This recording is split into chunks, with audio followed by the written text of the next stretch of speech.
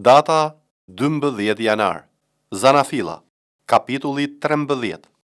Abrami pra u rikthye nga Egjipti në drejtim të Negevit bashkë me gruan dhe gjithçka zotëronte.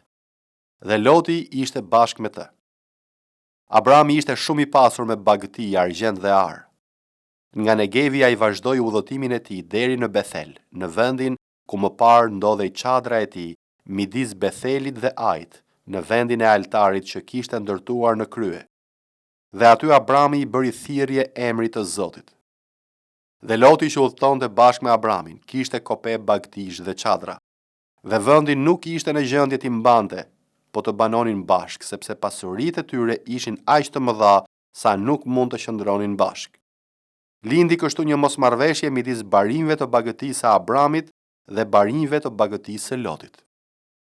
Në ato kohë banonin në këtë vend Kananejt dhe Perezejt. Dhe kështu Abrami i tha Lotit: "Nuk duhet të ketë mosmarrveshje midis teje dhe meje, as midis barinjve të mi dhe barinjve të tu, sepse jemi vëllezër. A nuk është vallë tër vendi para teje? Ndahu nga unë. Në rast se ti shkon majtas, unë kam për të vajtur djathtas, dhe në qoftë se ti shkon djathtas, unë kam për të vajtur majtas." Atëherë Loti ngriti syt dhe pa tër fushën e Jordanit. Para se Zoti të kishte shkatëruar Sodomën dhe Gomorën, ajo ishte e tëra e ujitur deri në Coar, si kopshti i Zotit, si vendi i Egjiptit. Kështu Loti zgjodhi për vete tër fushën e Jordanit dhe filloi t'i zhvendos drejt lindjes çadrat e veta. Kështu u ndan njëri nga tjetri. Abrami banoi në vendin e Kanaanit dhe Loti në qytetet e fushës, duke arritur të ngrejë çadrat e tij deri në Sodom. Por njerëzit e Sodomës ishin shumë të poshtër dhe mëkatar ndaj Zotit. Dhe Zoti i tha Abramit, mbas ndarjes së Lotit prej tij: "Çoj tani sytë tu dhe shikon nga vendi ku je drejt veriut e jugut, drejt lindjes dhe perëndimit. Tër vendin që sheh, unë do të ta jap ty dhe pasardhësve të tu, për gjithnjë. Dhe do t'i bëj pasardhësit e tu si pluhurin e tokës. Prandaj nëse dikush mund të llogarisë pluhurin e tokës, do të mund të llogarisë edhe pasardhësit e tu. Qohu në këmbë, bjeri rreth e qark vendit, sepse unë do të ta jap ty." Atëherë Abrami i ngriti çadrat e tij dhe vajti të banojë në lisat e Mamres, që ndodhen në Hebron, dhe aty ndërtoi një altar kushtuar Zotit. Mateu, kapitulli 12. Në atë kohë Jezusi po ecte një ditë shabati nëpër të mbjellat. Dhe dishepujt e vet të uritur filluan të këpusin kallinj dhe t'i hanë. Por farisejt kur pan këtë i thanë: "Ja, dishepujt e tu po bëjnë atë që nuk është e lejueshme të bëhet në shabat." Por ai u tha atyre: "A nuk keni lexuar çfarë bëri Davidi kur pati uri, ai dhe ata që i qenë me të? Si hyri në shtëpinë e Perëndisë dhe hëngri bukët e paraqitjes, të cilat nuk lejohej t'i hante as ai e as ata që ishin me të, por vetëm priftrind? Apo nuk keni lexuar në ligj që në tempull në shabat priftrind e shkelin shabatin dhe megjithatë janë të pafaj? Dhe po ju them se këtu është një më i madh se tempulli. Dhe po të dinit se çfarë do të thotë unë dua mëshirë dhe jo flijime, nuk do të kishit dënuar të pafajshmit, sepse Biri i Njeriut është Zot edhe i shabatit." Dhe mbasi u largua që andej, erdhi në sinagogën e tyre dhe ja ishte një burr të cilit i qethar dora. Ata e pyetin Jezusin që ta padisnin: "A është e lejueshme që dikush të shërojë në shabat?" Dhe ai u tha atyre: "Cili është ai njeri midis jush që ka një dele të vetme, dhe nëse kjo bie në grop në shabat, nuk do ta kap e ta ngrej? E pra sa më i vlefshëm është njeriu se delja. Prandaj është e lejueshme të bësh mirë në shabat." Atëherë i tha njeriut: "Shtrije dorën tënde." Dhe e shtriu dhe u bë shëndosh si tjetra. Por farisejt mbasi dolën jashtë, bën këshill kundër tij si ta vrasin. Por kur Jezusi e mori vesh, u largua prej andej dhe turma të mëdha e ndiqnin dhe i shëroi të gjithë, dhe i urdhëroi ata rreptësisht të mos e dëftejnë, që të përmbushej ç'ishte thënë nëpërmjet profetit Isaia që thotë: "Ja shërbëtori im që e zgjodha, i dashuri im që e pëlqen shpirti im, do ta vë frymën tim mbi të dhe ai do t'u shpall gjyshin kombeve. Nuk do të zihet dhe as nuk do të bërtas dhe as nuk do të dëgjoj dikush zërin e tij nëpër rrugë. Kallamin e përkulur nuk do ta thyej dhe kandilin që bën tym nuk do ta shuaj derisa ta çoj gjyshin në fitore, dhe kombet do të shpresojnë në emrin e tij. Atëherë i sollën një të demonizuar, të verbër dhe me mec, dhe e shëroi, kështu që i verbri e me meci fliste dhe shikonte. Dhe mbar turmat habiteshin dhe thoshin: "A mos është ky biri i Davidit?" Por farisejt kur e dëgjuan thanë: "Ky nuk i dobon demonet veç me anë të Belzebubit, kreu të demonëve."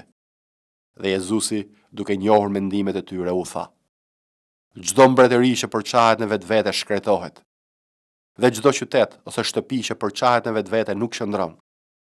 Atëherë në qoftë se Satani dobon Satanin, është përçarë në vetvete. Si mund pra të qëndrojë mbretëria e tij? Dhe në qoftë se unë i doboj djajt me anë të Belzebubit, me anë të kujt i dobojnë bitë tuaj? Prandaj ata do të jenë gjykatësit tuaj. Por në qoftë se unë i doboj djajt me anë të frymës së Perëndisë, atëherë mbretëria e Perëndisë ka ardhur në mes tuaj. Ose si mund të hyjë dikush në shtëpinë e të fortit dhe t'i grabizë plaçkat e tij, po të mos e ketë lidhur më parë të fortin? Dhe atëherë do t'ja grabizë shtëpinë. Kush nuk është me mua është kundër meje, dhe kush nuk mbledh me mua shka për derdh. Prandaj po ju them, çdo mëkat dhe blasfemi do t'u falet njerëzve, por blasfemia kundër frymës nuk do t'u falet njerëzve. Dhe atij që thot fjalë kundër birit të njeriu do t'i falet, por atij që flet kundër frymës së shenjtë nuk do t'i falet as në këtë botë, as në ato të ardhme. Ose bëjeni të mirë pemën dhe fryti i saj do të jetë i mirë, ose bëjeni të keqe pemën dhe fryti i saj do të jetë i keq, sepse pema njihet nga fryti. O pjell në përkash, si mund të flisni mirë kur jeni të ligj, sepse çka zemra qet goja.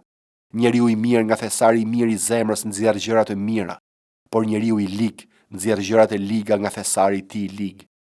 Por po ju them se ditën e gjyqit njerëzit do të japin llogari për çdo fjalë të kotë që kanë thënë, sepse në bazë të fjalëve të tua do të drejtësohesh dhe në bazë të fjalëve të tua do të dënohesh.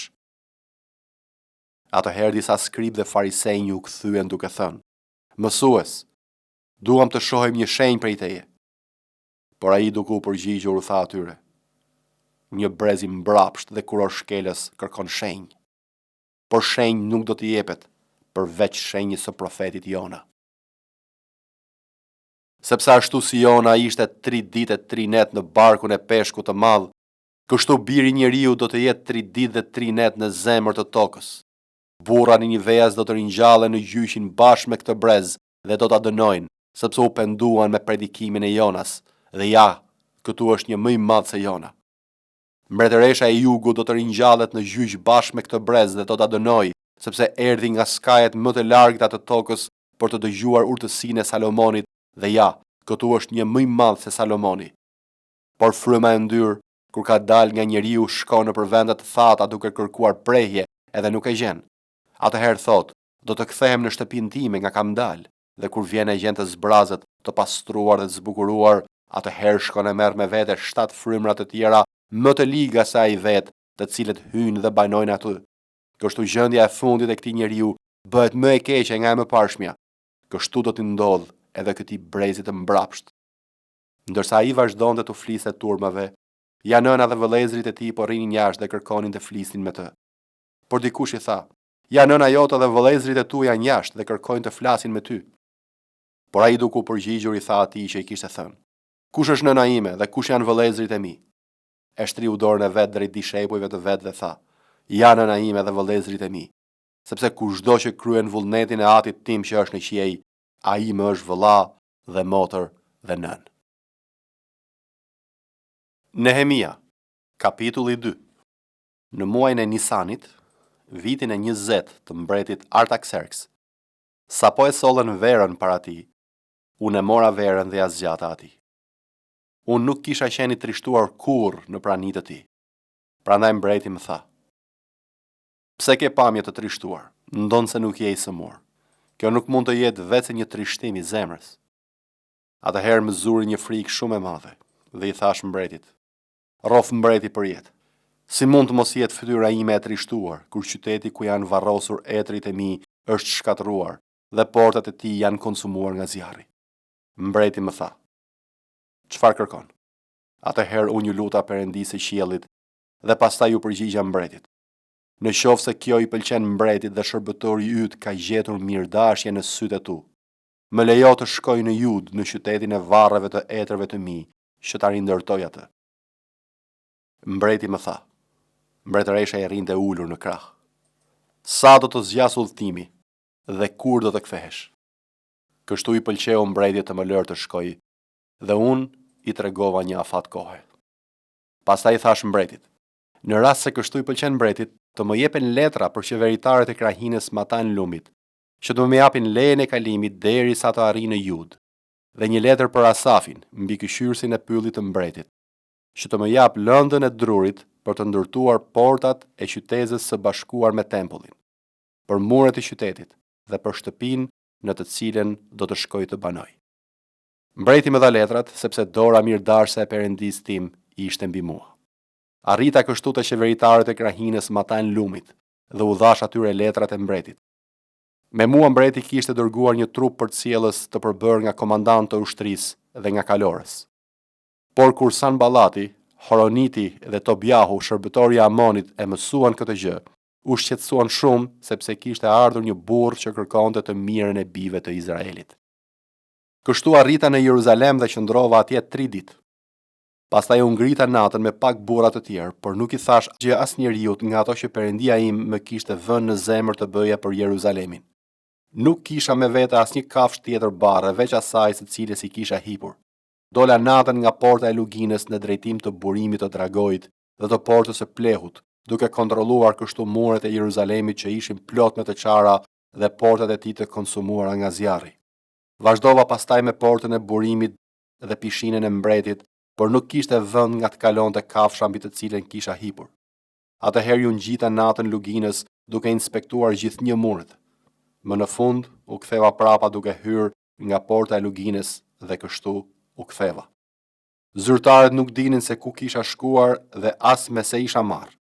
Deri në atë çast, nuk u kisha thënë asgjë judeve, priftërive, paris, zyrtarëve dhe as atyre që merreshin me punimet. Atëherë u thash atyre, ju e shikoni gjendjen e mjeruar në të cilën ndodhemi. Jeruzalemi është shkatëruar dhe portat e tij janë konsumuar nga zjarri. Ejani të rindërtojmë muret e Jeruzalemit dhe kështu nuk do të jemi më të turpëruar. U tregova pastaj atyre si dora bamirëse e Perëndisë tim kishte qenë mbi mua, si dhe fjalët që mbreti i më kishte thënë. Atëherë ata thanë, të ngrihemi dhe të vihemi ndërtimit. Kështu morën kurajo për t'i forcuar duart e tyre për këtë punë të rëndësishme. Por kur Sanballati, Horoniti dhe Tobiahu, shërbëtori i Amonit dhe Geshemi, Arabi, e mësuan këtë gjë, filluan të tallen dhe të na përbuzin duke thënë, çfarë po bëni? Mos doni vallë të ngrini krye kundër mbretit? Atëherë unë ju përgjigja dhe u thash atyre, do të jetë vetë Perëndia i qiellit që do të na sigurojë suksesin. Ne, shërbëtorët e tij, do të fillojmë ndërtimin, por për ju nuk do të ketë as pjesë, as të drejtë, as kujtim në Jeruzalem.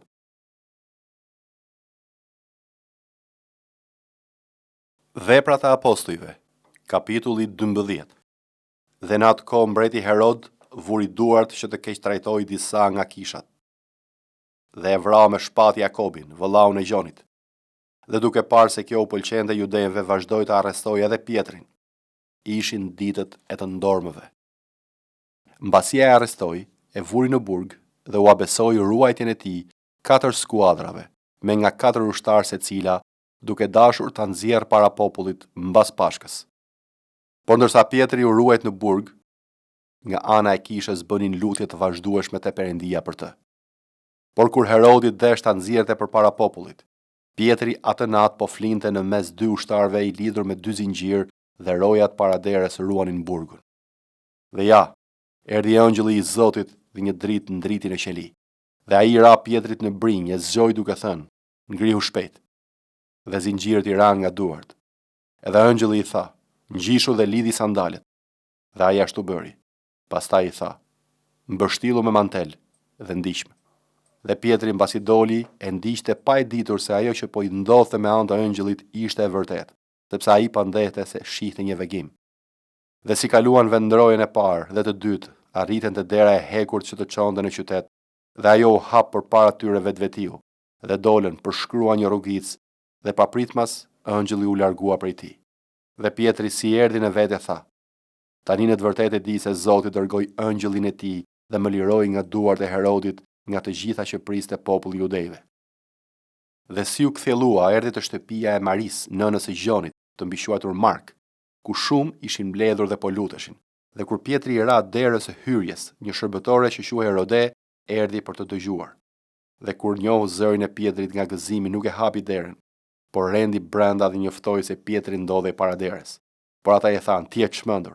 Po ajo ngulte këmbë se ashtu ishte, dhe ata thoshin: "Është ëngjëlli i tij."